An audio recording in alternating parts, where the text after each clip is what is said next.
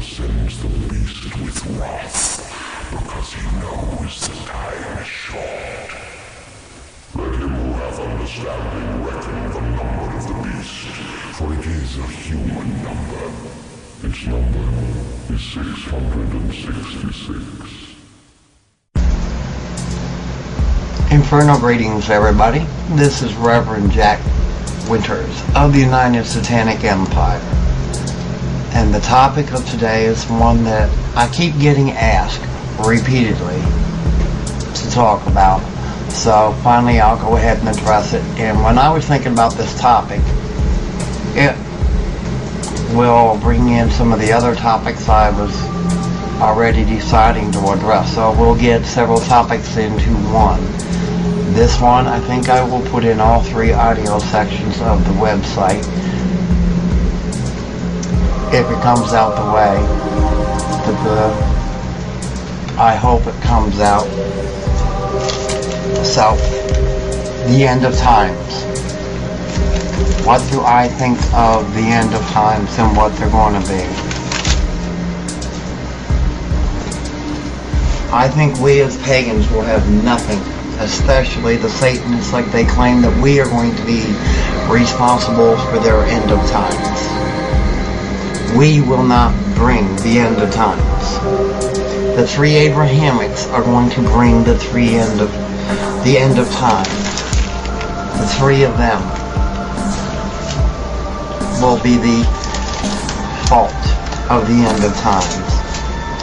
How can I say that? Why can't I as a Satanist take the blame for it? I won't take the blame for nothing that they do. The end of man will be of their doings. Why? Because look at each one of them. They all have a million little sects within each one. There's several different types of Judaism, and then inside each one of them there's different types. And in Christianity you have the same thing. You have your Catholics, you have your Baptists, then you have your Southern Baptists, then you have this kind of Baptist, that kind of Baptist, and you have the Lutherans, and you have the Methodists, and then you have the fruitcake Pentecostals, and Jehovah's Witness, and the other holy rollers that are at your door pounding, beating you on the head with the Bible, trying to force you into the way of life. Then you have the Muslims. They got different sects of Islam, and inside that they have different little sects. And the funniest goddamn part of it is,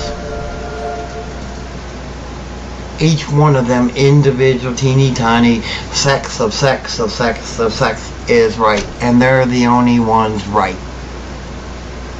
Everybody else has it wrong.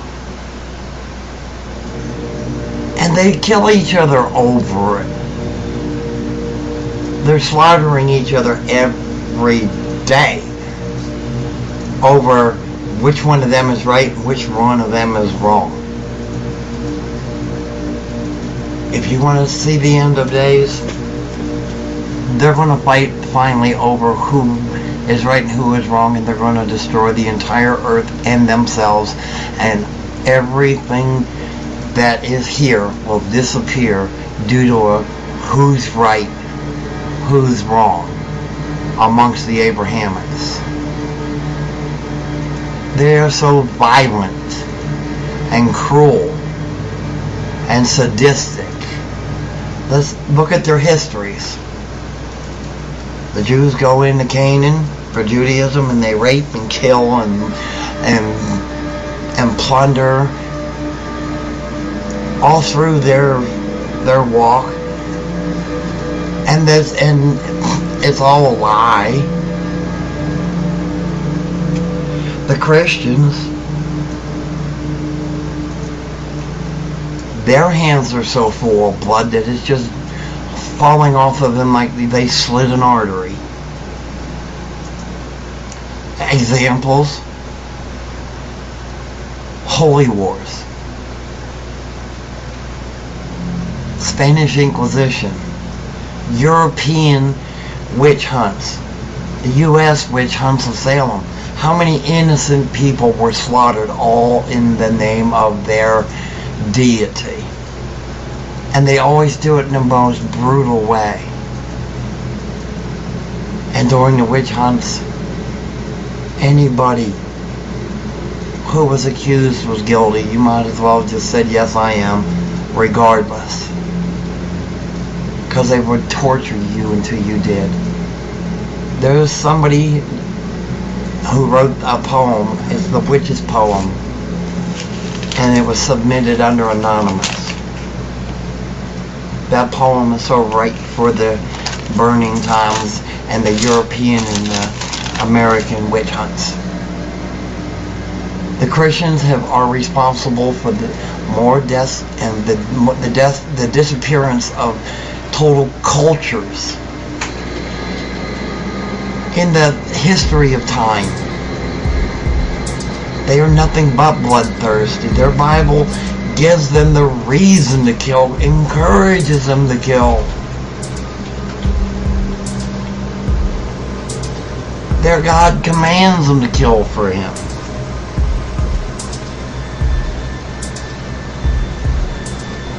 Islam,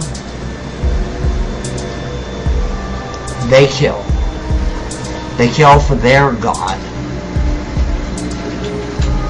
And they do it in brutal ways. They cut heads off. They hang women. I saw a video where they cut the head off of a pregnant woman. They have laws that's impossible for a human being to live to. That's the way they justify their urge for blood and murder. And then they say that Islam is a religion of peace and love. They say that no death, nor harassment, nor harm shall come to the innocent. Yet they don't finish telling you everything. Later in the Quran it says, but only those that follow Islam are innocent. So if you're not Muslim, then you're not innocent. And like one of their great leaders said, we have a great present, and it is our job to force it upon them if they don't like it.